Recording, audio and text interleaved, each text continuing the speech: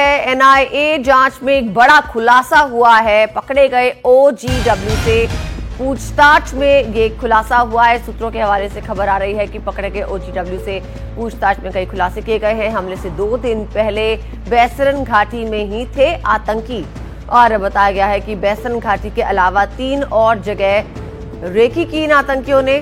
सूत्रों के हवाले से ये भी खबर आ रही है कि 20 ओवरग्राउंड वर्कर्स की पहचान हुई है। तो बैसरन घाटी में 2 दिन पहले, हमले के 2 दिन पहले ये आतंकी मौजूद थे और 3 और जगह की रेकी भी की गई थी। बैसरन घाटी में हुए पहलगाम हमले को लेकर अब खुलासे हो रहे हैं। पकड़े गए ओजीडब्ल्यू जो है उनसे ये खुलासे हुए हैं और इस खुलासे में बताया गया है कि 2 दिन पहले बैसरन घाटी में आतंकी मौजूद थे। बैसरन घाटी के अलावा 3 और जगहों पर रेकी की गई थी। 20 ओवरग्राउंड वर्कर्स की पहचान भी इस दौरान की गई है। इनके 2 फोन के सिग्नल जांच एजेंसियों ने ट्रेस कर लिए हैं। 2500 संदिग्धों में से 186 लोग अभी भी हिरासत में हैं, जिनसे फिलहाल पूछताछ जारी है। आपको बता दें, पहलगाम हमले के बाद से ही एनआईए इस मामले की जांच में जुटी हुई है और अब जो जानकारी निकल कर आ रही है कि जैसे ही ये हमला हुआ था उसके बाद जब जांच का सिलसिला शुरू हुआ तो संदिग्धों की एक फहरिस्त बनाई गई और ये तय किया गया कि 5 किलोमीटर के दायरे में जो भी ओवरग्राउंड वर्कर्स हैं उनसे पूछताछ की जाएगी और उसी पूछताछ में अब ये अहम बातें सामने आ रही हैं। मुकेश, हमारे संवाददाता जिन्होंने खबर ब्रेक की है, वो हमारे साथ जुड़ गए हैं और जानकारी देने के लिए सीधे श्रीनगर का रुख करते हैं। मुकेश, क्या डिटेल्स सामने आ रही है?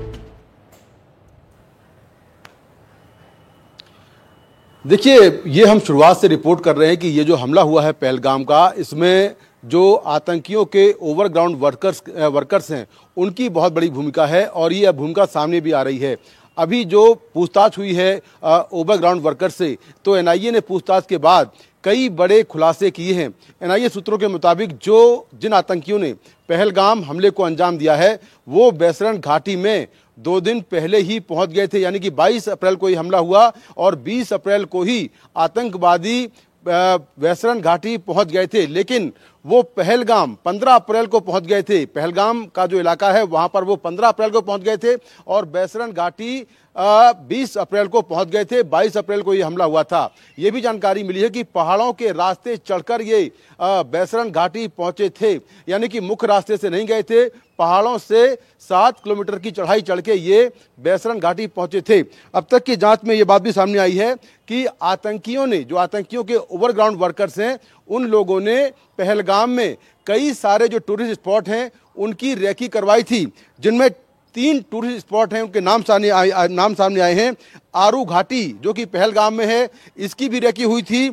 एम्यूजमेंट पार्क या इसकी भी रेकी हुई थी और बेताब घाटी यानी बेताब वैली जो बहुत फेमस है, जहां पर कई फिल्मों की शूटिंग भी हुई है, ये घाटी भी निशाने पर थी और यहां की भी रेकी हुई थी। लेकिन सुरक्षा कारणों के चलते आतंकियों ने वहां पर हमला नहीं किया था और उन्होंने बैसरन घाटी को हमले के लिए सबसे सुरक्षित माना और वहां पर हमला किया। जी मुकेश, मेरे सवाल 2-3 सवाल और हैं, मैं आपसे पूछना चाहता हूं। पहली बात तो ये कि ये जो खुलासे एनआईए की पूछताछ में हुए हैं, जिन ओवरग्राउंड वर्कर्स से बातचीत की है, क्या ये रेकी में भी शामिल थे? क्या ये पनाह देने में भी शामिल थे? क्या ये इनको शेल्टर देने में भी शामिल थे? पहली बात तो ये।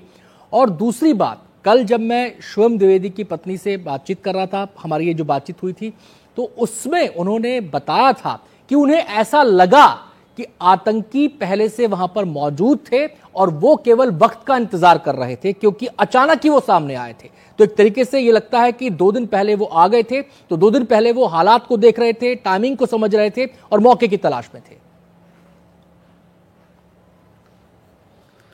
देखिए, बिल्कुल अब तक की जांच में भी बात सामने आई है। सूत्रों के मुताबिक जो जानकारी मुझे मिली है कि 20 अप्रैल को ही आतंकवादी बैसरन घाटी में पहुंच गए थे और वो सही मौके का इंतजार कर रहे थे कि कब वहां पर ज्यादा भीड़ होगी, कौन सा वक्त सही रहेगा जो हमला किया जाए। और उनको जब 22 अप्रैल को करीब 1:50 पर लगा कि अभी अच्छी खासी भीड़ है, टूरिस्ट अच्छी संख्या में है, सुरक्षा वहां पर होती नहीं है, तभी उन्होंने हमला बोला, जिसमें 26 लोग मारे गए।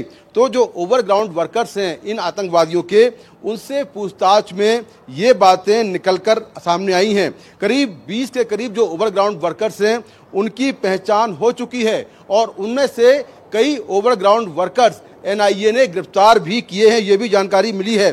सूत्रों के मुताबिक 4 ओवरग्राउंड वर्कर्स ऐसे हैं जिन्होंने इन आतंकवादियों के कहने पर पहलगाम और वैसरन घाटी की रेकी की थी।